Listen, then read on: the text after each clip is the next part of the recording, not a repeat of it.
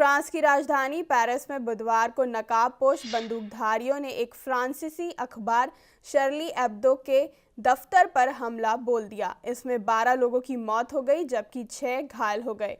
मरने वालों में अखबार के संपादक स्टीफन और 3 अन्य कार्टूनिस्ट भी शामिल हैं। शर्ली एब्दो पैगंबर मोहम्मद के कार्टून छाप चुका है। इसके लिए अखबार के दफ्तर पर पहले भी बम से हमला किया गया था।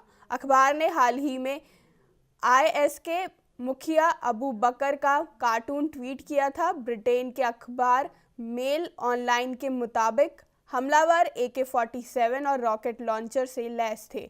हमले के बाद वे पैगंबर मोहम्मद साहब का बदला लेने से जुड़े नारे लगा रहे थे। हमलावर पहले दफ्तर में घुसे और संपादक व कार्टूनिस्ट का नाम पूछा। उस दौरान एडिटोरियल की मीटिंग चल रही थी। एक महिला चश्मदीद ने बताया कि हमलावरों के गोली चलाते ही वह मेज़ के नीचे छिप गई थी। वह लोग फ्रेंच बोल रहे थे और कह रहे थे कि वह अल-कायदा से जुड़े हैं और उन्होंने पैगंबर साहब के अपमान का बदला ले लिया है।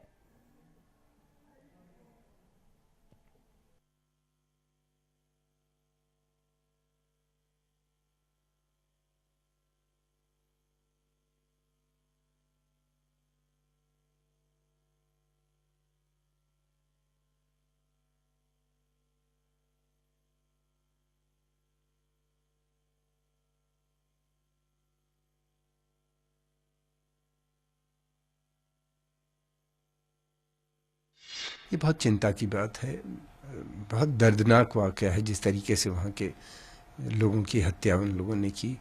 इसका जितना भी खंडन किया जाए मैं समझता हूँ कम है।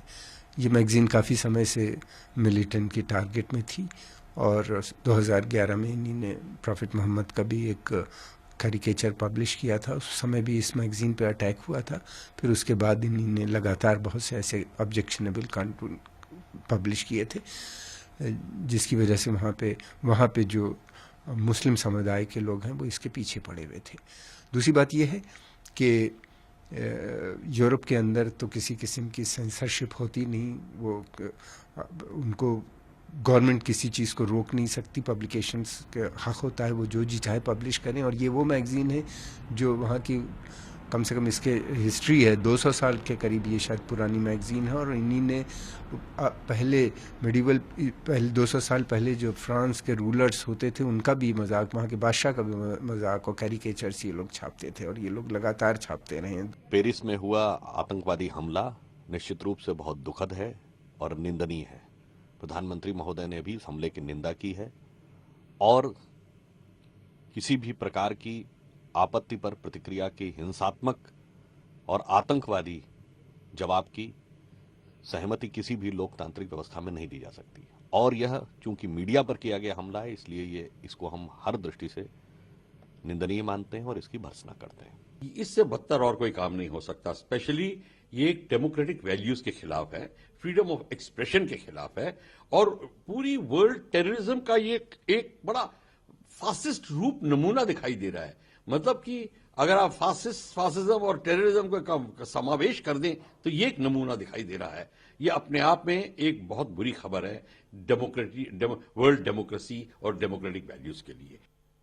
खबरों की दुनिया में आइए, हमारे साथ कहीं भी और कभी भी जुड़िए। हम मिलेंगे फेसबुक पर, हम दिखेंगे यूट्यूब पर, हमें फॉलो कीजिए ट्विटर पर। खबरों के साथ बने रहिए रात दिन।